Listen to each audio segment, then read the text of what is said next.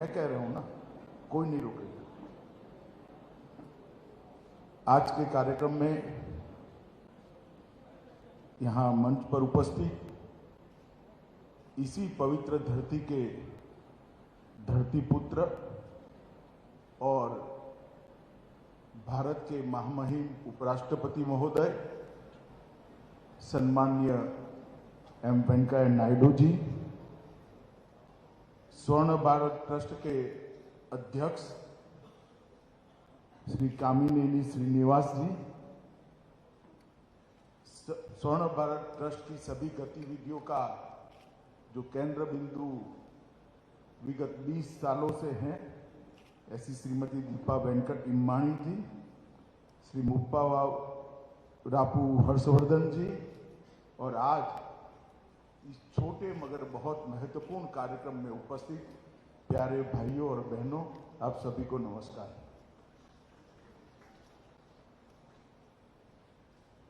आज मैं यहां आया हूं तब स्वाभाविक रूप से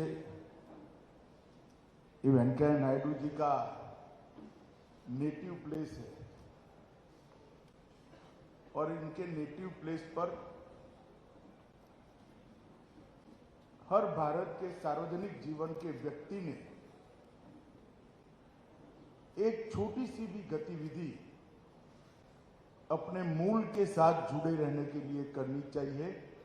इसका एक बहुत अच्छा उदाहरण वेंकैया जी ने प्रस्थापित किया है। इसको देखने के लिए मैं आज यहां पर आया हूं। मैं ट्रस्ट के बारे में बाद में बात करूंगा, मगर वेंकैया जी की अनुमति के साथ पहले मैं वेंकैया जी के लिए बात करना चाहता हूं। वैसे तो वेंकैया जी आज भारत के उपराष्ट्रपति हैं और जैसा उनका नेचर है, डिसिप्लिन नेचर है, उन्होंने संविधान की भावनाओं का सम्मान करते हुए सारी राजनीतिक गतिविधियों से अपने को अलग अलग कर दिया है। मगर मैं तो भारतीय जनता पार्टी का कार्यकर्ता हूं और वेंकैया जी भारतीय जनता पार्टी के वरिष्ठतम नेताओं में से एक हैं। देश भर के भारतीय जनता पार्टी के प्रमुख नेताओं में से वेंकैया जी जब राजनीति में थे, उन्होंने भारतीय जनता पार्टी का नेतृत्व किया। मैं आज आपको बताना चाहता हूं, मैं जब जिले का महामंत्री था, एक डिस्ट्रिक्ट जनरल सेक्रेटरी था, तब वेंकैया जी देश के राष्ट्रीय अध्यक्ष थे और हम सब उनको राष्ट्रीय अध्यक्ष के रूप में काम करते हुए देखते थे। मैं बहुत बचपन से भारतीय जनता पार्टी का कार्यकर्ता बना, लगभग समझ आई, तब से इसी विचारधारा से जुड़ा। मैंने भारतीय जनता पार्टी की गतिविधियों को बारीकी से देखा है और मेरा सौभाग्य रहा, बाद में मुझे भी पार्टी का अध्यक्ष बनने का मौका मिला। तब पार्टी के अंदर जितना भी डॉक्यूमेंटेशन था, उस वक्त सारे मेरे पूर्व अध्यक्षों ने जो काम किए थे उसका मैंने डिटेल स्टडी करने के लिए एक टीम बनाई थी और उसका मैंने भी स्टडी किया था। मैं निसंकोच कह सकता हूं कि वेंकैया जी के अध्यक्ष रहते हुए पार्टी बैक टू बेसिक्स की ओर गई और वहां से पार्टी का ग्राफ ऊपर बढ़ना शुरू हुआ। राजनीति के अंदर कोई भी विचारधारा के आधार पर जब पार्टी बनती है, तब आइडियोलॉजी का प्रचार प्रसार, उसका इंप्लीमेंटेशन ये महत्तम मात्रा में होते हैं। मगर जब राजनीतिक दल होता है तो अनेक प्रकार के उतार चढ़ाव से राजनीतिक दल को आगे बढ़ना पड़ता है और जाने अनजाने में किसी का ऐसा उद्देश्य नहीं होता, मगर कभी न कभी पार्टी अपने रास्ते से थोड़ी इधर उधर होनी पड़ती है, क्योंकि फ्लेक्सिबिलिटी नहीं है तो पार्टी टिकती भी नहीं। परंतु वेंकैया जी के समय पर जो मैंने कहा बैक टू बेसिक्स, ये वेंकैया जी के समय पर पार्टी ने फील किया। राष्ट्रीय अध्यक्ष का दौरा कैसा हो, राष्ट्रीय अध्यक्ष की अध्यक्षता में कार्यालय कैसे चले, घर से कार्यालय नहीं चलेगा, कार्यालय में से कार्यालय चलेगा। 9 बजे वेंकैया जी का खौफ होता था, स्वयं वेंकैया जी 9 बजे कार्यालय पर आ जाते थे। इतने डिसिप्लिन तरीके से उन्होंने पार्टी को आगे बढ़ाने का प्रयास किया और उस वक्त बड़ा कठिन काल था पार्टी। अटल जी जैसे लोकप्रिय और देश के सर्वश्रेष्ठ नेता के साथ अध्यक्ष के रूप में काम करना बहुत कठिन होता है, मगर उन्होंने पार्टी को पकड़ कर रखा, पार्टी को आगे बढ़ाया। मैं मानता हूं ये बहुत बड़ी बात है और मेरे जैसे हजारों कार्यकर्ताओं के लिए ये सीखने की बात है कि जब आप पार्टी का काम करते हो, हमने पार्टी का ही सोचना चाहिए, पार्टी के ही सिद्धांतों की बात करनी चाहिए। व्यक्ति जरूर महत्वपूर्ण होते हैं, मगर सबसे महत्वपूर्ण पार्टी होती है। और इलेक्शन वेंकैया जी ने कोई भाषण करे बगैर अपने कर्तृत्व से सभी राजनीतिक दलों के लिए एक उदाहरण सेट किया था। एक गरीब किसान परिवार में जन्म लेकर समुद्र किनारे से 20 किलोमीटर दूर के गांव में जन्म लेकर भारत का उपराष्ट्रपति बनना, भारतीय जनता पार्टी का अध्यक्ष बनना, अनेक विभागों के मंत्री बनना और हर जगह पे कंट्रीब्यूशन करना, ये बहुत बड़ी बात होती है। ये बहुत बड़ी बात होती है किसी भी व्यक्ति के लिए, किसी भी पार्टी के कार्यकर्ता के लिए। मगर वेंकैया जी के जीवन में उससे एक बड़ी बात है, ये पूरी यात्रा में जो जो उनको भूमिका मिली, वो भूमिका के हिसाब से डिसिप्लिन तरीके से एक सार्वजनिक जीवन के कार्यकर्ता के नाते उन्होंने अपना जीवन जिया है, एक डिसिप्लिन तरीके से। आज भी उपराष्ट्रपति है, इतने लंबे समय तक पार्टी के कार्यकर्ता रहे, कभी मैंने उनके मुंह से गलती से भी नहीं सुना है कि अपनी पार्टी। मैं कई बार मिलने जाता हूं संसदीय कामों के लिए, तो कहते हैं कि भाई बीजेपी पार्टी का स्टैंड क्या है, बताओ, स्मूथ चलाना है या नहीं चलाना। मुझे थोड़ा आश्चर्य होता है, मैं शायद उनकी जगह होता तो एक कमरे में ऐसा कभी न बोल पाता, मगर वेंकैया जी आराम से कहते हैं कि भाई बताओ बीजेपी पार्टी का स्टैंड क्या है। अब हम तो उनसे गाइडेंस लेने के लिए गए होते हैं, मगर वो टेक्निकली हमें बताते हैं कि बीजेपी पार्टी का स्टैंड क्या है। मैं इसलिए सार्वजनिक रूप से आज बताना चाहता हूं कि संविधान ने जो व्यवस्था बनाई है, उस व्यवस्था को डिसिप्लिन तरीके से मानना हमारे लोकतंत्र को टिकाने के लिए बहुत महत्वपूर्ण है, जो आज श्री एम वेंकैया नायडू जी हमारे सामने कर रहे हैं। बचपन के काल से ही वेंकैया जी विद्यार्थी परिषद में जुड़े। 73-74 में आंध्र विश्वविद्यालय के कॉलेज के छात्र संघ के अध्यक्ष भी बने। और जब देश भर के अंदर एक संकट का समय आया, लोकतंत्र पर संकट गहराया, तब जयप्रकाश जी के संपूर्ण क्रांति के आह्वान से अपने आप को छात्र आंदोलन के अंदर झोंक दिया। और इसी के कारण आपातकाल में उनको जेल में भी रहना पड़ा। जेल से बाहर आते ही जनता पार्टी के संयुक्त पार्टी बनी थी विपक्ष की, जनता पार्टी के युवा शाखा के अध्यक्ष बने और 87 में पहली बार वो विधायक बनकर आंध्र की विधानसभा में। वहां पर भी विधायक के नाते उनके काम को, जो सफल विधायक बनना चाहते हैं, उन्होंने बारीकी से देखने जैसा है। विधानसभा के रूल्स, किस प्रकार के मुद्दे उठाना, गृह की गरिमा, सदन की गरिमा न टूटे इस प्रकार से उठाना, मगर मुखर कर मुद्दे लोगों के टेबल पर रखना और वरिष्ठ नेताओं के भाषणों का एक अभ्यास कर एक पार्लियामेंट्री लैंग्वेज कैसी होती है, वो वेंकैया जी के भाषणों को पढ़ने से तुरंत समझ में आता है। दूसरी बार भी 1980 में वो चुने गए और भारतीय जनता पार्टी के ग्रुप के नेता बने और 1980 में ही वो आंध्र प्रदेश भारतीय जनता पार्टी के स्थापक अध्यक्ष बने और आंध्र प्रदेश के अंदर वेंकैया जी के नेतृत्व में भारतीय जनता पार्टी आगे बढ़ी। 1993 में पार्टी ने उनको राष्ट्रीय स्तर पर काम के लिए चुना, महासचिव बने। महासचिव के नाते भी सतत भ्रमण और पार्टी के मुद्दों को लोगों के सामने रखने की कला, एक बहुत सारे कार्यकर्ताओं के, हम तो बहुत युवा कार्यकर्ता थे उस वक्त, तुरंत ध्यान में आता था। 98 में वो राज्यसभा के सांसद बने और 4 बार राज्यसभा के सांसद के नाते उन्होंने राज्यसभा के अंदर बहुत सारी महत्वपूर्ण चर्चाओं में भाग लिया। जब अटल जी की सरकार में मंत्री बनने का मौका आया तब उन्होंने स्वयं ग्रामीण विकास की मंत्रालय के लिए अटल जी से बात करी थी। ये भारत के गांव के प्रति वेंकैया जी का जो लगाव है वो बताता है कि ग्रामीण भारत का विकास करने के लिए ग्रामीण विकास मंत्री बनकर किस प्रकार से वो कंट्रीब्यूट कर सकते हैं।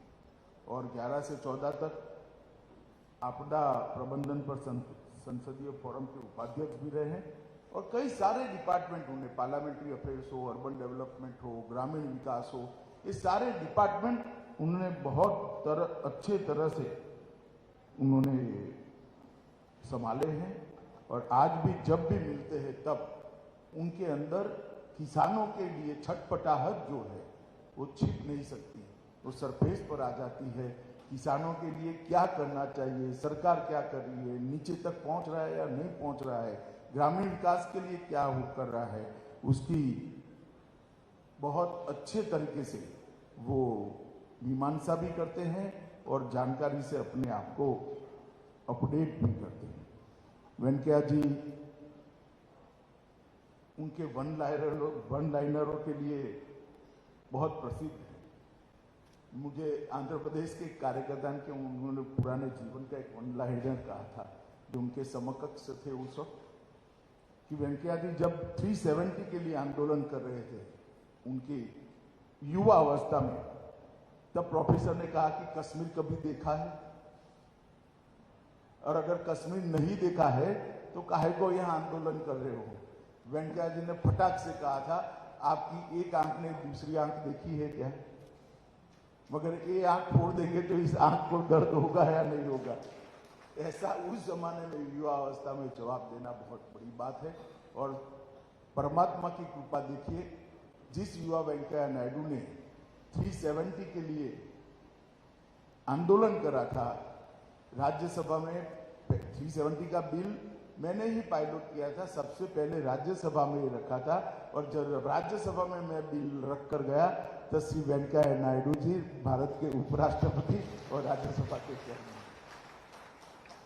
ईश्वर भी जो व्यक्ति की लगन होती है इसको कभी न कभी देखता है और ऐसे मौके भी ईश्वर देता है।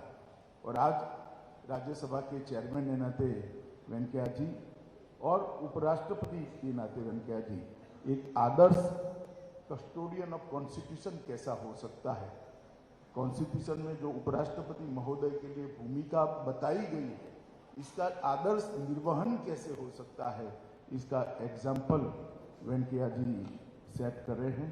पूरा जीवन परिवारवाद के खिलाफ उन्होंने ढेर सारी शिरकतें कर भारत के लोकतंत्र को स्वस्थ रखने का प्रयास किया। मित्रों, आज मैं वेंकैया जी ने मुझे, दीपा जी ने एक बार संदेश किया, मैंने तुरंत हाँ इसलिए बोला था क्योंकि मैं नेल्लोर आना भी चाहता था और वेंकैया जी के बारे में 2 शब्द नेल्लोर के लोगों के सामने बात भी करना चाहता था। आज दीपा जी के साथ महामहिम उपराष्ट्रपति जी भी थे। पूरे परिसर का मैंने बहुत ध्यान से दौरा किया है, पूरे परिसर को देखा है।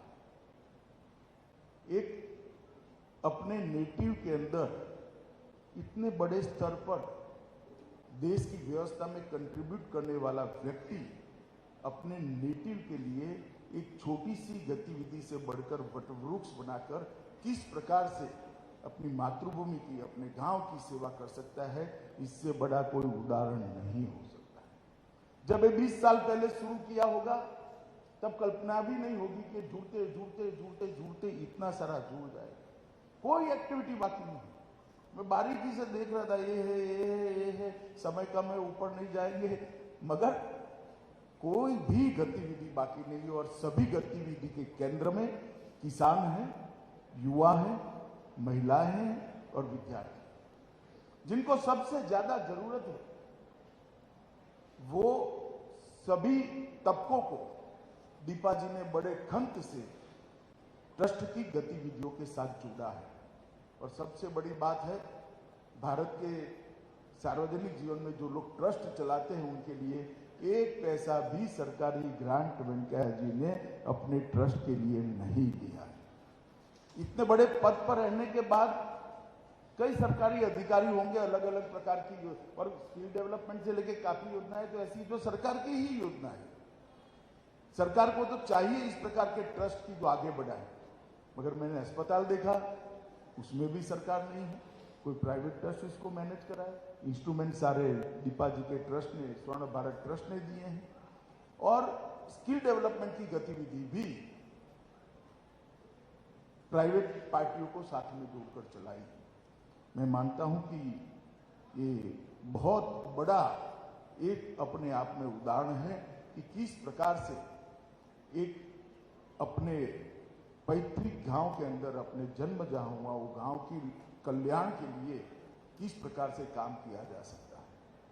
और मित्रों, एक बात मैं यहां आकर बहुत अच्छे से कनेक्ट कर पाया, अगर हर गांव में कोई न कोई एक व्यक्ति इस प्रकार की गतिविधियों को उठा ले, अपने आप को बाजू में कर गांव के बच्चों की, किसानों की, महिलाओं की और गरीबों की चिंता करे, तो देश के अंदर एक भी गांव ऐसा नहीं बचेगा जहां ये सब चीजें नहीं होगी।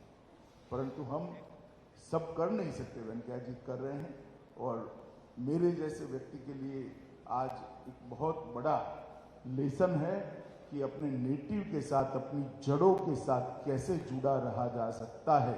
इसका एक आइडियल एग्जाम्पल इस स्वर्ण भारत ट्रस्ट है, और मैं वेंकैया नायडू जी को इस ट्रस्ट के प्रेरणा स्वरूप, प्रेरणा मूर्ति के रूप में बहुत बहुत बधाई देना चाहता हूं कि इन्होंने नेल्लोर के युवाओं के, किसानों के, बच्चों के और गरीबों के कल्याण के लिए इतना बड़ा गतिविधि का केंद्र बनाया है, और स्वयं इतने इन्वॉल्व है कि हर चीज उनको मालूम है। और दीपा जी ने भी और ट्रस्ट के अध्यक्ष जी ने भी उसको बहुत आगे बढ़कर बढ़ाया है। मित्रों, आज जब मैं यहाँ आया हूं तब कोई राजनीतिक बात नहीं करनी है, मगर एक ऐसा प्रयास है भारत सरकार का जिसको मैं आपके साथ साझा करता हूं। मैं लगभग 1981 से सार्वजनिक जीवन में हूं, कई साल हो गए, और पद्म पुरस्कारों को मैंने पहले भी देखा है, आज भी देखा है, और अब मैं गृह मंत्री हूं तो पद्म पुरस्कार की प्रक्रिया को भी ध्यान से देखता हूं। और मेरा स्वभाव है स्टडी करने का, पुरानी प्रक्रिया का रिकॉर्ड मंगा कर भी मैंने देखा। ज्यादातर जो दल सत्ता में होते हैं उनके प्रभाव क्षेत्र के लोगों को पद्म पुरस्कार मिलते हैं। मुख्यमंत्री का रिकमेंडेशन हो, एमपी का हो, मिनिस्टर का हो, और सिफारिश के बगैर पद्म पुरस्कार की कल्पना ही नहीं थी। पद्मश्री, पद्म भूषण, पद्म विभूषण, भारत रत्न सिफारिश के बगैर कभी मिल नहीं सकता। किसी न किसी की सिफारिश की जरूरत है, मगर मोदी जी ने ऑनलाइन एप्लीकेशन कर मेरिट्स पर, जिन्होंने जमीन पर काम किया है, जमीन पर भारत को आगे बढ़ाने के लिए, समाज को सुधारने के लिए, समाज को सुदृढ़ करने के लिए और समाज की दिक्कतों को कम करने के लिए काम किया है, उसको पद्म पुरस्कार मिलना शुरू हुआ है। और मैं 3 साल से इस प्रक्रिया के साथ जुड़ा हूं एज अ गृह मंत्री। मैं आपको बताता हूं, दूर सुदूर कर्नाटक के किसी कोने में कोई महिला अपने परिश्रम से अकेली 35,000 से ज्यादा वृक्षों का बुआई भी करती है और उसको बढ़ा भी करती है, पर पैर में चंपल नहीं है, पैर में चंपल नहीं है। मगर उसको किसी की सिफारिश की जरूरत नहीं, गड़बड़ अक्षरों में कन्नड़ में लिखा हुआ स्वयं का परिचय पत्र वो भेजती है, और आज पद्मश्री से सम्मानित होकर देश की करोड़ों गरीब महिलाओं को। कोई व्यक्ति ऐसा कोरोना काल में होता है जब अपने परिवारजनों का कोई संस्कार नहीं करता था, अंतिम संस्कार नहीं करता था, म्यूनिसिपैलिटी वाले ले जाते थे, और मैंने तो दिल्ली में देखा है 400 लोगों के संस्कार पेंडिंग, मुझे स्वयं वो सिद्ध गुरु में जाना पड़ा था। उस वक्त एक व्यक्ति 600 लोगों का संस्कार करता है, परिवारों के साथ धार्मिक विधि कर उनकी क्रिया वहां कर वो करता है, और उसको पद्मश्री लेने के लिए किसी की सिफारिश की जरूरत नहीं पड़ती है। ये बहुत बड़ी बात है। एक मुस्लिम सज्जन है, लावारिस लाशों को कोई भी पुलिस स्टेशन में लखनऊ में लावारिस लाशों को आज तक आप मान नहीं सकते, मुस्लिम सज्जन ने 30,000 से ज्यादा लावारिस लाशों का अग्नि संस्कार किया है, और वो सारे के सारे हिंदू थे, बहुत कम मुस्लिम। अब ऐसे व्यक्ति को पद्मश्री मिलता देखकर साफ अर्थ में मैं भावुक हूं कि मोदी जी ने इस प्रक्रिया को कितनी ट्रांसपेरेंट कर दिया, पारदर्शी किया, और उसका लोकतांत्रिकरण किया, डेमोक्रेटिक बना। किसी की सिफारिश मेरिट्स में ही निर्णय होता है, और कंट्रीब्यूटर जो है जब उसको एक्नोलेजमेंट होता है, उसको पुरस्कार मिलता है, तो समाज के लिए वो प्रेरणा का स्थान होता है। चाणक्य ने शासन के 2 अति महत्वपूर्ण गुण बताए, अच्छा करने वालों को पुरस्कार और बुरा करने वाले को दंड। ये दोनों राजा ने तत्परता के साथ देना चाहिए, और मैं मानता हूं मोदी जी ने पद्म पुरस्कारों के माध्यम से इसको जमीन पर उतारा है। आज एक छोटी सी बात, क्योंकि मैं इस प्रकार की गतिविधि के सेंटर पे आया हूं जो निस्वार्थ रूप से चल रही है, तो आपके ध्यान पर रखनी थी।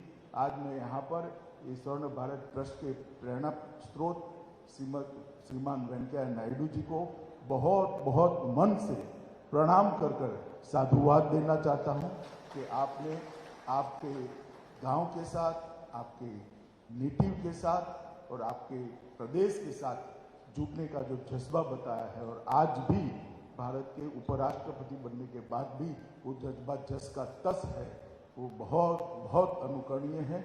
ट्रस्ट के अध्यक्ष जी श्रीनिवास जी और बहन दीपा को भी मैं बहुत बहुत शुभकामनाएं देता हूं कि जिस प्रकार की गतिविधि आप यहाँ पर कर रहे हो, ये बहुत सारे लोगों के लिए प्रेरणा का कारण बनेगी। आज मुझे आकर बहुत सीखने को भी मिला है, और बहुत संतोष और आनंद की भी अनुभूति हुई है। उसको व्यक्त कर मेरी बात को मैं समाप्त करता हूँ। वंदे मातरम।